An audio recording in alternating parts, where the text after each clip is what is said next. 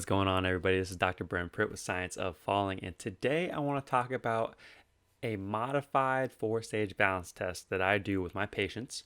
I do this testing when I have obviously a balance impaired patient, but also with patients who have lower extremity injuries because oftentimes if someone has a lower extremity injury, especially if it's kind of like an overuse injury, they might have some balance issues which have been contributing to that injury. So today I'm going to talk a little bit about that. But of course, there is a normal four-stage balance test, which most people have heard of. It has four kind of umbrella situations that a patient is going to be doing. It's going to be feet together, feet semi-tandem, feet tandem, and then also the single leg balance. And so I take this original four-stage balance test and I kind of fleshed out a little bit more and kind of make it so in a outpatient setting that I work in, I can actually take a lot from this test and I can do a lot with my patient just based off these findings on the first initial eval. So let's get into it. Now, I did take a video of this with my father. He was an awesome sport. And it took me about 6 minutes. So if you have 45 minutes, half an hour, whatever it is for your initial eval, you can knock this out and get tons of information from your patient.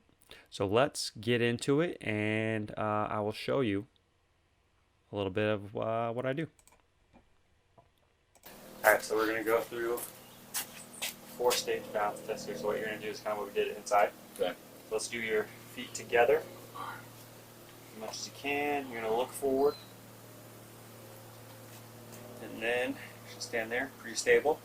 So then turn your head left to right.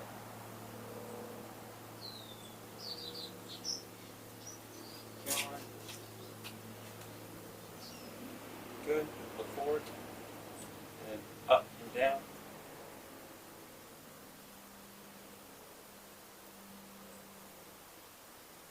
And then look forward, and close your eyes.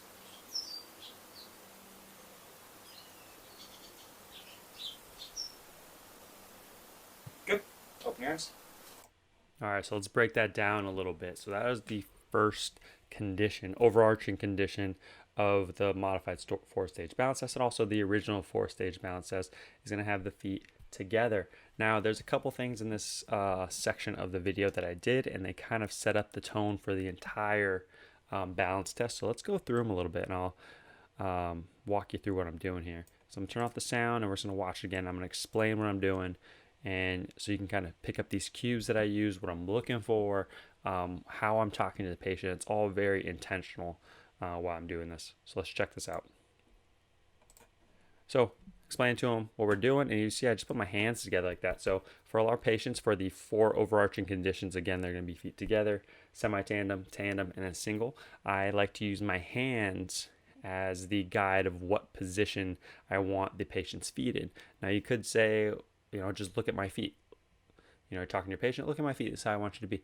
But what actually happens, and what happens to me a lot when I've tried that, is that the patient will later on kind of anticipate what you're trying to have them do, and then they'll look at your feet, and then they'll get confused because maybe you're just standing normally or in kind of a weird way of just, shifting your weight, and they think that's how they should be standing, but in reality, you don't want them to stand that way. So what I do to cut out that whole entire middleman is use my hands as the visual aid, so then they get used to it. So when I put my hands in these funky positions, they understand what's going on along with the verbal cueing.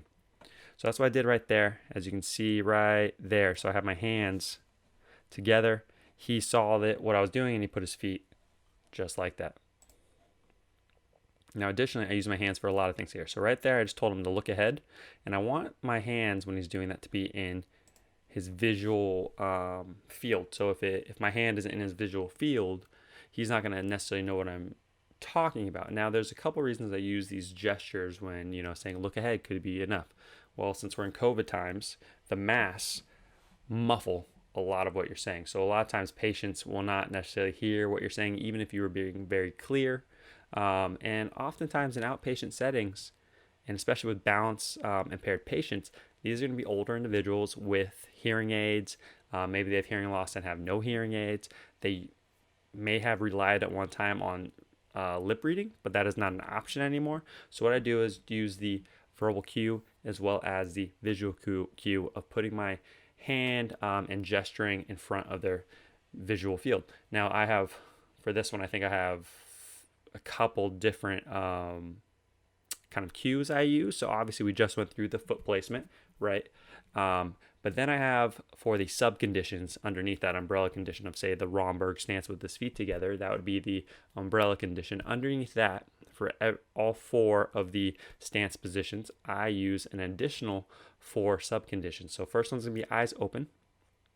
Then it's going to be head turning left to right, head turning up and down, and then eyes closed. So my hand gestures kind of imitate those, and I want the patient to kind of pick up on that, so then they get the groove of what we're doing over the entire test. So again, let me show you exactly what I do. So if I want them to look forward, I say look forward and I point forward.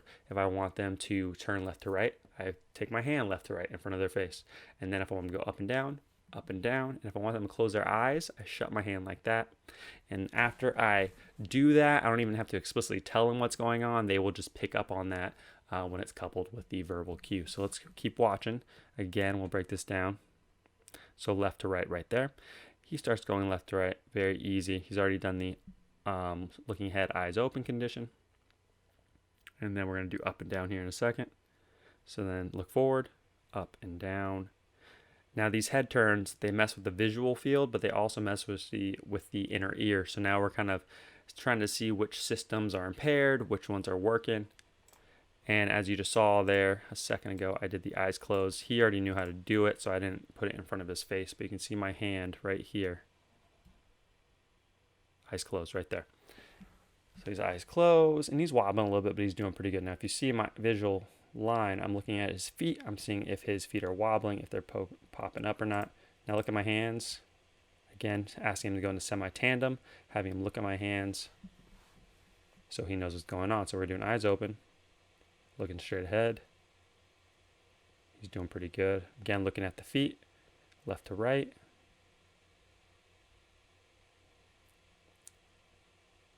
And then we're going to do up and down right here. He's looking pretty good.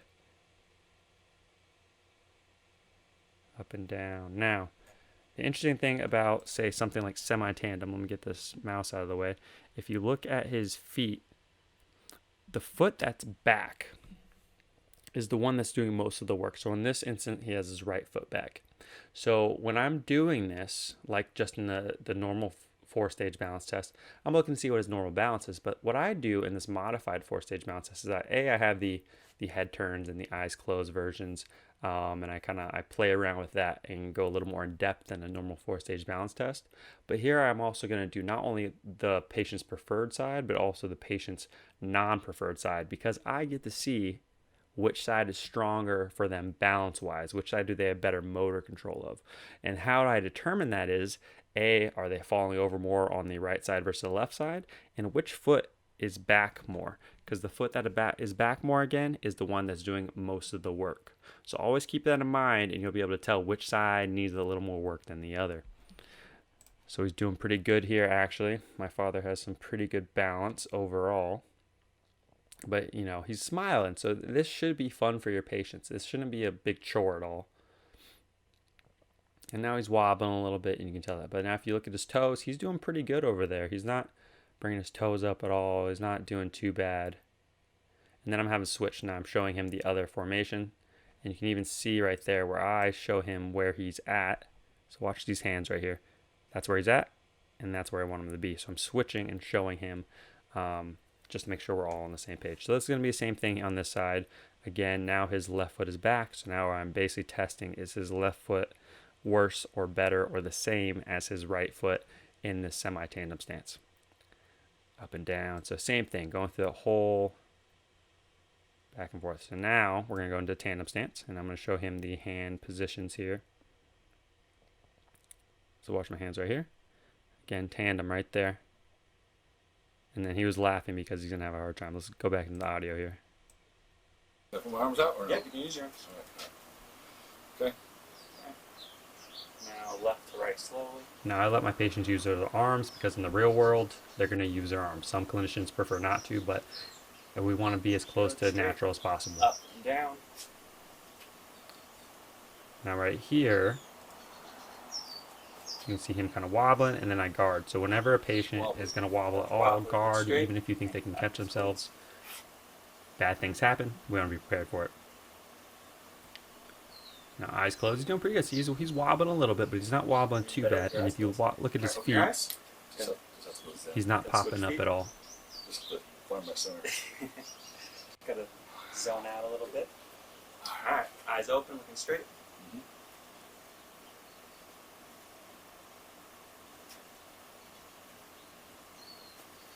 My feet too far apart. Nope, you're good. All right, left to right. So as you see, he's already caught up with my kind of hand signals, what the pattern's going to be. So he doesn't necessarily need those visual cues as much, but I'm still going to do them no matter what. Left to right.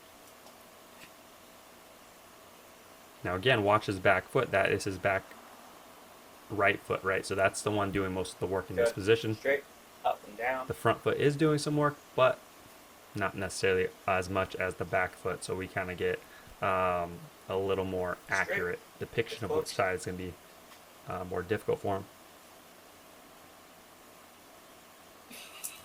And eyes closed. You can tell he uses his vision quite a bit in this position because he went down pretty quick. That's great. All right, next one. I'm going to single leg up, can be out, can be behind you, wherever you want to put it. Just looking straight. Now, single leg condition, I have them put their leg wherever they want because it doesn't really matter to me. I'm sure some people have preferred stance, but the patient, I want them to succeed, and if they feel more comfortable in one position than the other, that's where I want them to be. Good. And again, he's smiling. He's having a good time. Balance again. Challenge is good for these patients. They enjoy it. Left to right. Now I want you to look at his hip. Can't do that. Straight. Get your balance. Not gonna work. So as you can see, he's actually moving more at his hip than at his foot. His toes aren't coming up at all right here, but his hip is wobbling and he's compensating. He has a little bit, that glute med kind of kick out. So that's something we'd be looking at here. Next, we're not going to do eyes closed. We want to look at the glute med. We want to look at the hips and the foot, particularly during these situations, along with, does he fall over more when his eyes are closed, meaning that he uses vision more, and then maybe his sensory system or his vestibular system are a little off.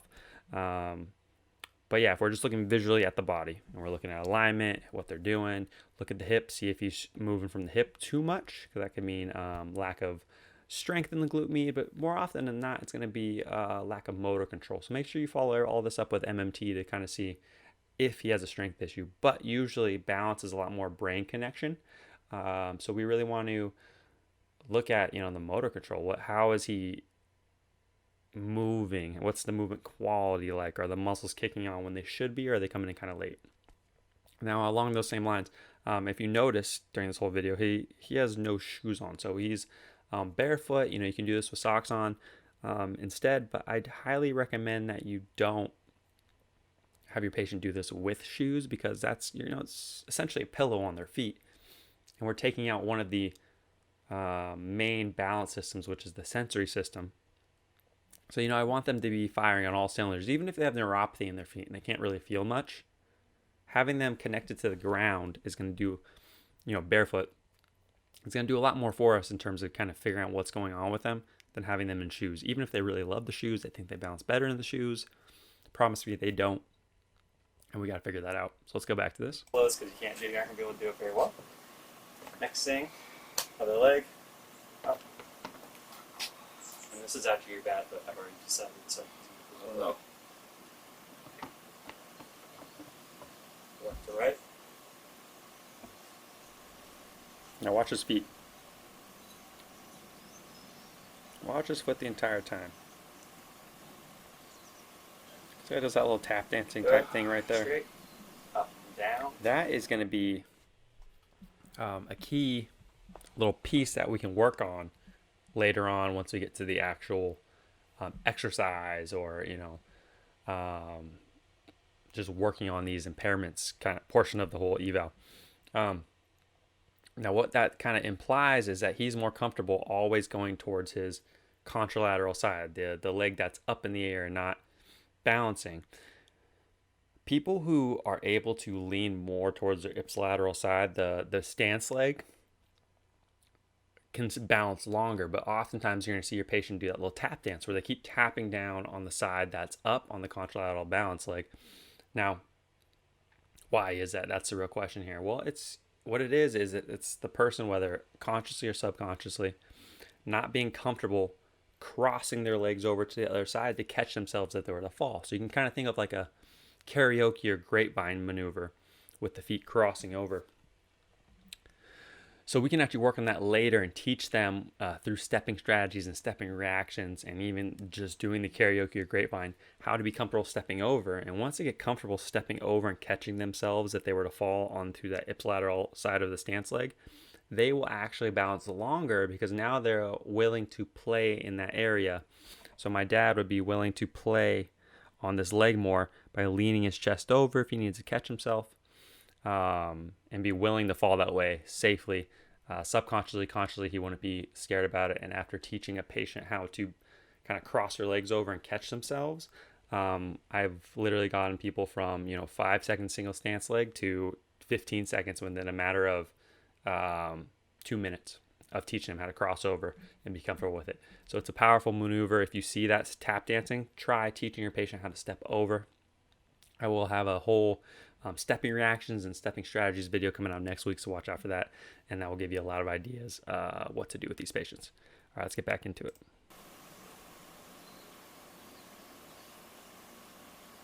Again, he's smiling. This is fun. This is fun for him. Okay, straight, eyes closed. This might be a good side, actually. Probably not.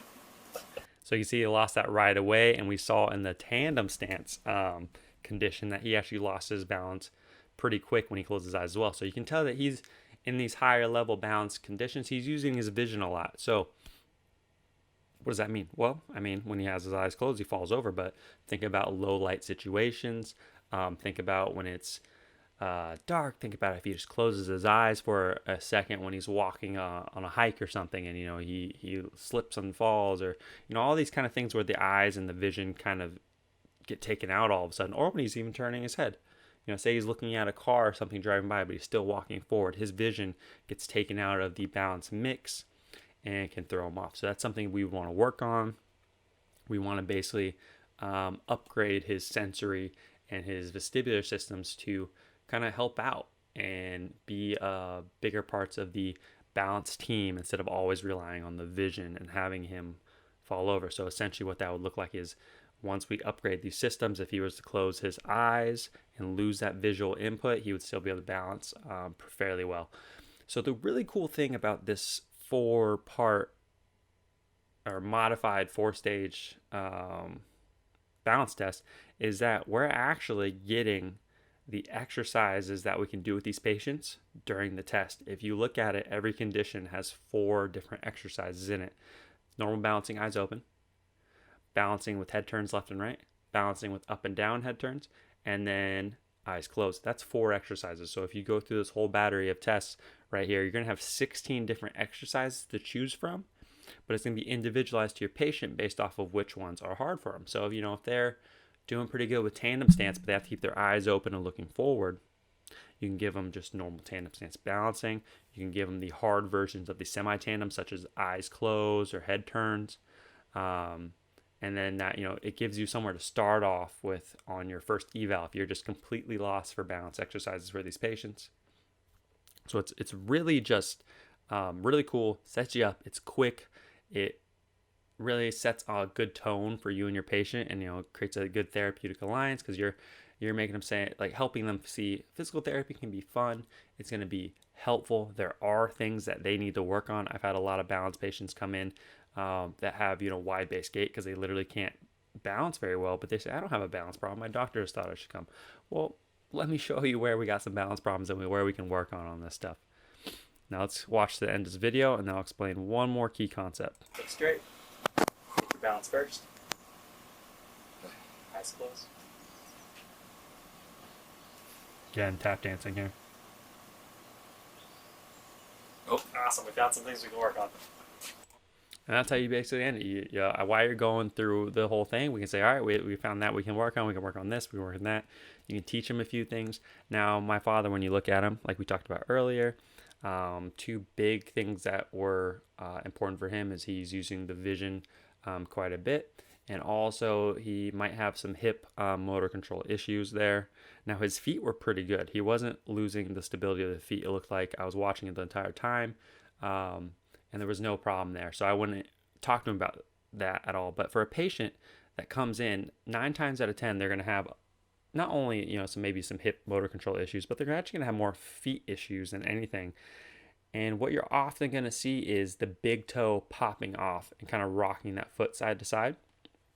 So that's where I actually stop the patient. I say, all right, we've tested you out. We figured all that out. I see everything that you do naturally. Let's fix something right away. And the first thing I would teach them is about the tripod foot principle. So that's going to be essentially, if you think of a tripod, right? 3 points coming down. If I were to shake that tripod back and forth, it's going to stay pretty stable. Obviously, I could knock over a real tripod, but my hands are pretty stable. Now, if I lose one of those points, same amount of force makes that tripod go floppy and all over the place. It's not stable. So you can think of the same thing for your feet. Your foot is a tripod.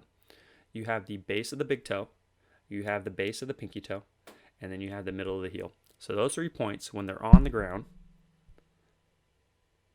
are going to create the foot tripod, or the tripod foot rather.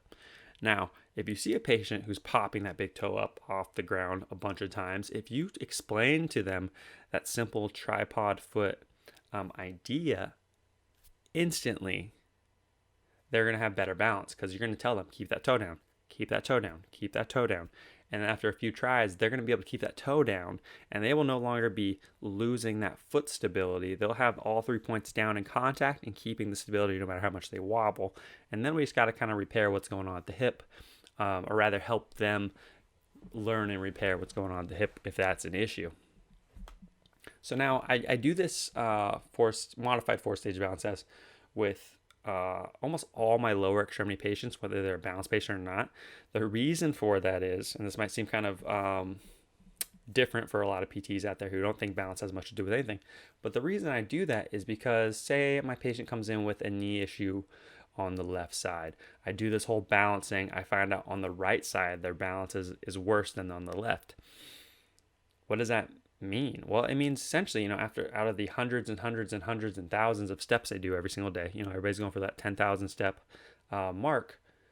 The left side isn't as stable. So over the course of the day, they're kind of always going to be leaning over towards the left a little bit quicker, adding a little more force to that step because they're trying to get off that unstable right foot, leading to more stresses on the left foot. So sometimes if we just correct their balance, as well as, get the knee better in general, correcting that balance will actually prevent them from adding more stress to the knee and will prevent long-term damage to the knee as we equalize their balance asymmetries. So you always got to look at balance. And this video is only 6 minutes long. It goes by really quick. So if you have a 30-minute eval, 45-minute, an hour, you're going to have plenty of time to do this 4-stage or modified 4-stage balance test, and it's going to give you tons of information. Like I said, you have 16 exercises you can choose from just after the 6 minutes, and this test will tell you which ones you need to do. And it's a really good, just basic, well-rounded, really informative balance screening. Anyway, guys, that is it for that, the modified 4-stage balance test. Next week, I'm going to be talking about stepping reactions and stepping strategies. So we can talk a little bit about that tap dancing kind of maneuver my father was doing there. Anyway, see you then. Happy falling.